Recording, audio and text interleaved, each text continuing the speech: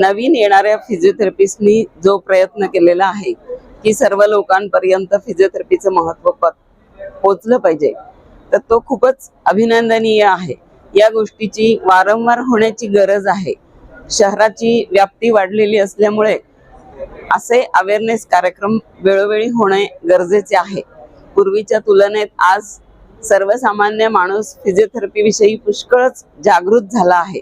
औषध गोळ्यांपेक्षा, side effects पेक्षा व्यायामाने, वेगवेगळ्या बाह्य उपचारांनी नीट होणं हे सर्वसाधारण माणसाला परवडणाऱ्या किमतीत होतं आणि साईड इफेक्ट काही होत नाहीत. तर याचं भान आता सामान्य माणसाला यायला लागले ही आनंदाची गोष्ट आहे. आणि त्यात असे अवेअरनेस कॅम्प झाल्यामुळे आणखीन जागृती होण्याची शक्यता वाढणार आहे.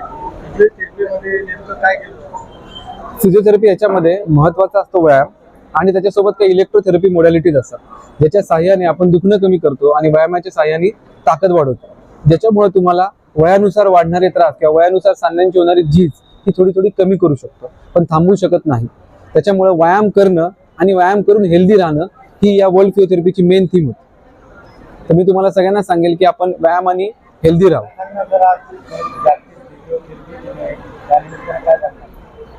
बेसिकली आज हे world physiotherapy day, actually 8 September is world physiotherapy day. आज फक्त एक अवेअरनेस कॅम्पसाठी आम्ही घेतलंय. बेसिकली आम्ही आता हे अवेअर करतोय का लोकांना का कसं आपले नीट व्यायाम करून म्हणजे कसं स्वतःला काळजी ठेवून इंजरी प्रिव्हेंट करू शकतो, त्याप्रमाणे आपण हे करणार आहे.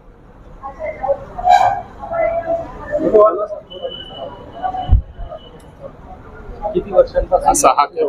पहिल्यांदा झालंय आपल्या सिटीमध्ये.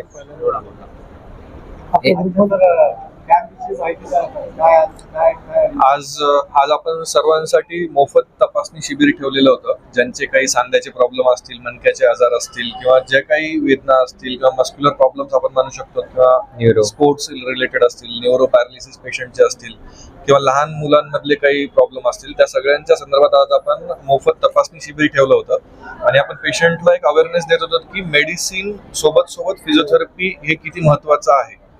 तर त्याच्या अवेअरनेससाठी हा किल्ला कॅम्प होता आणि जवळजवळ आतापर्यंत आपण एक 150 ते 200 पेशंट आपले सकाळपासून झालेले आहेत. खाण्यापिण्याविषयी काय तुम्ही मार्गदर्शन करणार, काय करायला पाहिजे?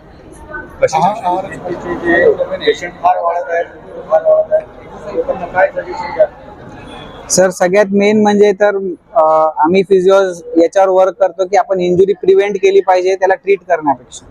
इंजुरी जर झालीच नाही, तुम्ही जर प्रिव्हेन्शन स्ट्रॅटेजी जर एवढ्या बेटर केल्या तर तुम्हाला पुढे ट्रीटमेंटची गरजच नाही पडली पाहिजे. याच्यावरती आम्ही एक तर पहिले वर्क करतो. त्याच्यानंतर इंजुरी झालीच तर आहाराचा त्याच्यात फार महत्वाचा रोल असा आहे की जे तुम्ही खाता तेच तुमच्या शरीरात दिसतं आणि तसंच तुमच्या आहाराच्या याच्यात जर इंजुरी झाल्यानंतर जे काही न्यूट्रिएंट्स किंवा व्हायटॅमिन्स वगैरे तुम्हाला लागतात तर ते इंजुरी हील करायला आणि प्रिव्हेंट करायला दोन्ही याला मदत करतात. आहारात काय घ्यायला पाहिजे? आहारात आता प्रत्येकाचं शरीर वेगळं असतं, प्रत्येकाची यष्टी वेगळी असते. त्याच्यात असं असतं की तुम्ही जोपर्यंत स्वतः एक प्रोफेशनल कन्सल्टंटला कन्सल्ट करून घेत नाही, फक्त कोणी सांगितलंय की बाबा मी हे खाल्ल्याने माझं वजन कमी झालं किंवा आहार मला चांगला मिळतोय, त्याचा अर्थ हे नाही की तोच डाएट किंवा तोच काय आहार असेल तर दुसऱ्यालाही लागू होईल.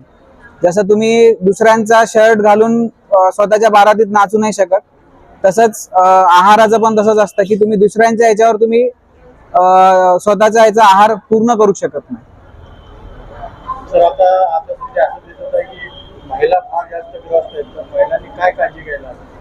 महिलांनी तर मी सांगेल की पहिले तर आपल्या याच्यात भारतीय सोसायटीमध्ये महिलांचा प्रॉब्लेम हा आहे की खूप जास्त काम असतं. मला तर वाटतं की महिला ही पुरुषापेक्षा जास्त काम करते आणि सक्षम आहे. त्याच्यात त्यांचं जे व्हायटॅमिन्स मिनरल्स असतात ते त्यांच्या जेवणाच्या याच्यात किंवा आहारात मिळत नाही, कारण की प्रत्येक जण व्हेज नॉन व्हेज प्रत्येक विविध प्रकारचे आहार घेतात. आणि त्याच्यात सुद्धा असं असतं की तुमचं जे नॉनव्हेज खाणारे सुद्धा आहेत तर ते तुम्हाला किती पचतंय, तुमचं गट हेल्थ कसं आहे, तुमची पचन प्रक्रिया कशी आहे त्याच्यावरती पण मॅटर करतं. आता जेव्हा एखाद्या स्त्रीला मेन्स्ट्रुअल सायकल किंवा पाळी येते तर त्याच्यात त्याचे बरेचसे जे न्यूट्रिएंट्स असतात ते असतात ते ब्लड याच्यात लॉस होतात आणि त्याला रिकव्हर करणं फार महत्वाचं आहे. मला वाटतं की महिला जे फिजिओथेरपीसाठी आणि या आजाराने फार ग्रस्त आहेत, त्यांना काय काळजी घ्यावी काय सांगाल? नमस्कार, महिलांसाठी बरेचसे प्रश्न असतात, जसे लहान मुलींपासून जेव्हा त्यांना पाळी येणं सुरू होतं तेव्हा त्यांना जो त्रास होतो तो कमी करण्यासाठी किंवा तो नाही व्हावा ह्याच्यासाठी जे व्यायाम आपण सांगतो किंवा त्यांचे डे टू डे लाईफ मध्ये काय बदल आणले पाहिजे त्यांनी हे आपण सांगतो. त्यानंतर जेव्हा महिला प्रेग्नन्सी कन्सीव्ह करण्यासाठी जेव्हा प्लॅन करतात त्याआधी त्यांनी काय काय गोष्टी सुरू केल्या पाहिजे, काय शरीरासाठी गरजेच्या गोष्टी आहेत त्या कशा त्यांनी पाळल्या पाहिजे, प्रेग्नन्सी मधले व्यायाम, प्रेग्नन्सी झाल्यानंतर डिलिव्हरी झाल्यावर त्यांच्या शरीरामधले जे बदल होतात त्याच्यावर आपण काय काय ट्रीटमेंट दिली पाहिजे, त्यांनी आपलं शरीर परत नॉर्मल ह्याच्यात रुटीन मध्ये कसं आणता येईल ह्याचे व्यायाम आपण त्यांना सांगतो. त्यानंतर जेव्हा महिला डिलिव्हरी झाल्यानंतर त्यांच्या शरीरात बदल येतात, जेव्हा ते मेनोपॉज पर्यंत जातात तेव्हा लघवी गळणे, मायांग बाहेर येणे अशा सर्व गोष्टींना ते सामोरे जातात. ह्या गोष्टी अशा आहेत ज्या ते सगळ्यांसमोर सांगू शकत नाही, पण त्यांचा दैनंदिन त्यांच्या ह्याच्यात खूप फरक पडतो. तर ह्याच्यासाठी जे लागणारे आपले शरीरातले घटक आहेत ते आपण डाएट मधून घेतो, पण ते शरीरात थांबले सुद्धा पाहिजे. ह्याच्यासाठी व्यायाम फार इम्पॉर्टंट आहे. जेव्हा आपण व्यायाम करतो कॅल्शियम जेव्हा इंटेक होतोय तर तो सस्टेन राहणार बॉडीमध्ये. जर तो सस्टेन राहिला तर त्यांचे बोन्स स्ट्रॉंग होतील आणि पुढचे त्यांचे शरीर जे आहे ते पूर्ण तंदुरुस्त राहणार. आहारात काय काय घ्यायला पाहिजे? चाचण्या वगैरे कशा कराव्यात, कधी कराव्यात आणि महिलांना काय सजेशन द्याल? जेव्हा आता मेनोपॉज जवळ येतो किंवा मेनोपॉज झालेला असतो तेव्हा त्यांनी कॅल्शियम हे चेक केलं पाहिजे. डेक्सा स्कॅन आपण युजली करतो, त्याच्यात आपली कॅल्शियम लेवल कळते. काही लोकांना हाडं ठिसूळ होतात किंवा त्यांचे जॉईंट पेन व्हायला लागतात, तर असं वाटतं की दगदग होते म्हणून पेन होतं, पण त्याच्या मागचं कारण कॅल्शियम कमी होणं हे सुद्धा असतं. आहाराचं काय घ्यावं पाहिजे? आहार व्हेजिटेरियन नॉन व्हेजिटेरियन जे सुद्धा तुम्हाला चालत असेल त्याच्यात सगळं गेलं पाहिजे. Protein, carbohydrate, specially calcium intake वाढला पाहिजे. प्रोटीन चांगल्या प्रकारे व्हायला पाहिजे. लिफी व्हेजिटेबल्स तुम्ही घ्या, म्हणजे हिरव्या पालेभाज्या ज्या आहेत ते घ्या, तीळ घ्या, त्याच्यानंतर जवस घ्या. या सगळ्या गोष्टी शरीरात रोज गेल्या पाहिजे. प्राची मस्के, मी कम्युनिटी फिजियोथेरेपी मध्ये काम करते. क्या कहना चाहिए? नमस्ते, मैं doctor Kalyani Toshniwal, orthopaedic physiotherapist हूँ। हम लोग बहुत बार देखते हैं कि आजकल 35 के बाद ही बहुत ज़्यादा लेडीज़ में गुर्गों की प्रॉब्लम बहुत बढ़ गई है। इसका कारण सिर्फ कैल्शियम और D3 की कमी तो है ही है, लेकिन ओवर एक्सर्शन या फिर प्रॉपर न्यूट्रिशन पे ध्यान नहीं देना या फिर प्रॉपर तरीके से एक्सरसाइज नहीं करना या फिर जो वेट ट्रेनिंग है, जो डेली एक्सरसाइजेस करनी पड़ती है, वो जब लेडीज़ नहीं करती है और हार्मोनल चेंजेस जैसे होते हैं 30 के बाद, तो इसके लिए प्रॉपर आपको फिजियोथेरेपी के एक्सरसाइजेस करने हैं, प्रॉपर आपको स्ट्रेंथ ट्रेनिंग पे ध्यान देनी है, प्रॉपर न्यूट्रिशन पे ध्यान देना है। सिर्फ ओवर एक्सर्शन या ओवर कुछ प्रोडक्टिविटी करने के बाद ही पेन होता है ऐसा नहीं है। प्रॉपर आप फिजियोथेरेपिस्ट के पास आके उसका रूट कॉज चेक करवाइए किस वो वजह से हो रहा है और उसके बाद आपको उसके सोल्यूशंस डेफिनेटली मिलेंगे। कम्युनिटी फिजियोथेरपिस्ट म्हणून काम करते. महिला काही घरकामच्या महिला असतात किंवा काही नोकरीच्या असतात, जसं की कुणी कुणी बँकर असतं, कुणी कुणी शिक्षक असतं.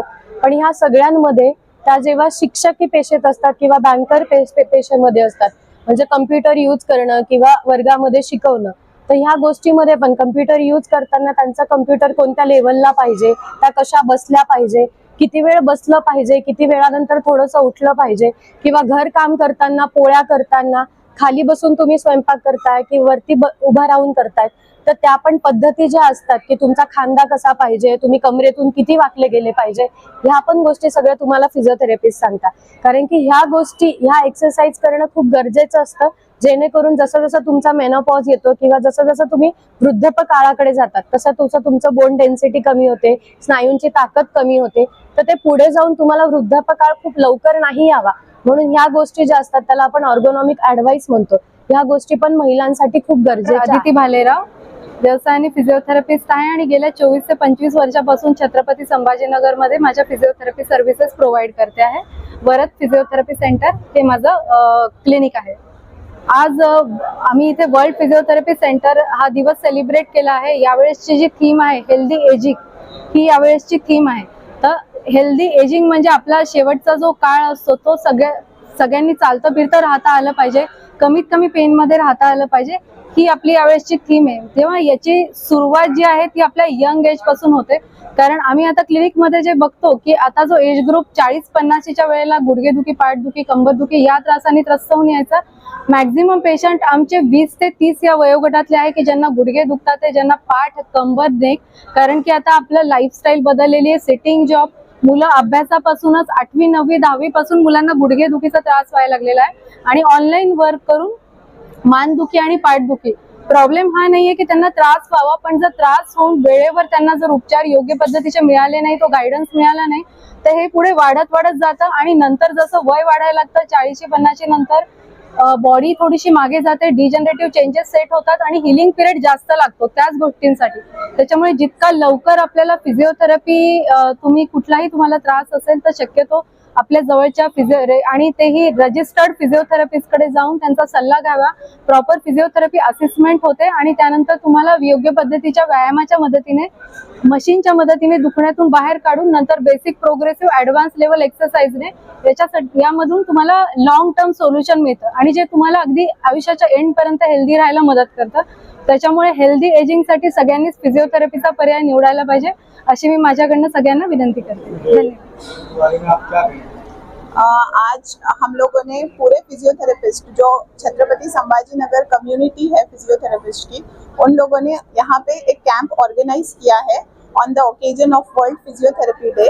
हम लोगों ने ये ऑर्गेनाइज इसलिए किया है कि जो फिजियोथेरेपी नहीं जानते लोग और जिसको पता है वो उनको भी लाभ मिले और जिसको फिजियोथेरेपी नहीं पता है उनको भी लाभ मिले. इसलिए हम लोगों ने यहाँ पे ये ऑर्गेनाइज किया है और यहाँ पे हम लोगों ने जितना रिस्पांस एक्सेप्ट मतलब सोचा नहीं था वो उससे ज़्यादा हमको रिस्पांस मिला है. तो मैं सभी हमारे जो भी कलीग्स हैं यहाँ पे, हम साथ में मिलके जो हमने यहाँ पे ऑर्गेनाइज किया है, उन सबको शुक्रिया अदा करती हूँ. आप लोगों का भी शुक्रिया अदा करती हूँ कि आप यहाँ पर आए. अब फिजियोथेरेपी जो है एक ऐसी ब्रांच है जो हर चीज़ में काम करती है. इसको हम डायरेक्टली भी आप डॉक्टर के पास जाके कंसल्ट कर, फिजियोथेरेपिस्ट के पास जाके भी कंसल्ट कर सकते हैं. ये जरूरी नहीं है कि कोई ऑर्थोपेडिक या फिर कोई दूसरा डॉक्टर इनको रेफर करे. हम लोग हर चीज़ का ट्रीटमेंट करते हैं. तो फिजियोथेरेपी जो है एक बहुत बड़ी ब्रांच है, हम उसको सिर्फ एक शब्द में नहीं इलेबोरेट कर सकते. ये बहुत बड़ी ब्रांच है और मैं यही चाहूंगी कि हमारी जो फैकल्टी है, ये जो फिजियोथेरेपी एक जो ब्रांच है वो बहुत आगे बढ़े. फिजियोथेरेपिस्ट हूँ, बस मुझे इतना ही बोलना है कि ये 25 क्लिनिक्स ने मिलके जो इनिशिएटिव लिया है फिजियोथेरेपी कम्युनिटी बनाने का, ये बहुत ज़रूरी था. इससे इंशाल्लाह बहुत ज़्यादा अवेयरनेस होगी और इस अवेयरनेस की ज़रूरत है. बहुत सारे पेशेंट्स जो ठीक हो सकते हैं फिजियोथेरेपी के बाद आफ्टर सर्जरी, जिनको फिजियोथेरेपी लगती है पर नहीं मिल पाती, उन तक, और ऐसे बहुत सारे पेशेंट्स जो बिना फिजियोथेरेपी के रह जाते हैं, उन तक अगर ये न्यूज़ पहुंच जाए तो उनकी लाइफ बहुत बेटर हो सकती है. एंड हम सब मिलकर वो करेंगे तो ये कम्युनिटी बहुत लॉन्ग अवेटेड थी, ये आ गई. अब आप लोग इसका फायदा जो है world wide physiotherapy day celebrate किया जाता है. फिजियोथेरेपी एक ऐसी ब्रांच है जिसमें सब हम इंक्लूड करते हैं, जेरियाट्रिक, पीडियाट्रिक, ऑब्स, गायनेक, आपका जो भी pen related, joint pain related है, सब कुछ होता है. फिजियोथेरेपी सिर्फ एक ब्रांच नहीं है, इसमें मल्टीपल ब्रांचेस आते हैं और यही बात हम आज बताने के लिए हम क्वालिफाइड फिजियोथेरेपिस्ट एक रूफ के अंदर आए हैं, यही बताने के लिए कि फिजियोथेरेपी के सारे ब्रांचेस हैं और सब में आप लोगों ने इस चीज़ का फ़ायदा उठाना चाहिए. आपको जिस भी चीज़ में प्रॉब्लम है, आपका चाहे बच्चे से रिलेटेड हो, आपकी प्रेगनेंसी से रिलेटेड हो, आपके बॉडी पेन से रिलेटेड हो, आपके हेड से रिलेटेड हो, न्यूरो से रिलेटेड हो या फिर आपके बुढ़ापे से रिलेटेड हो, आपने सब यहाँ से इसका अंडर आकर फ़ायदा उठाना चाहिए. और हमारे पास मल्टीपल तरीके के ट्रीटमेंट्स होते हैं, उसके थ्रू हम आपको विदाउट मेडिसिन ट्रीट करते हैं जहाँ तक पॉसिबल हो सकता है. तो फिजियोथेरेपी इज मैजिकल ऑलवेज, और आप लोग आइए और फिजियोथेरेपी से फ़ायदा उठाइए और इस डे के साथ हम लोगों के साथ पार्टिसिपेट होकर इसको सेलिब्रेट करिए और इसको आगे से आगे पहुँचाइए. Subscribe now and press the bell icon. Never miss an update.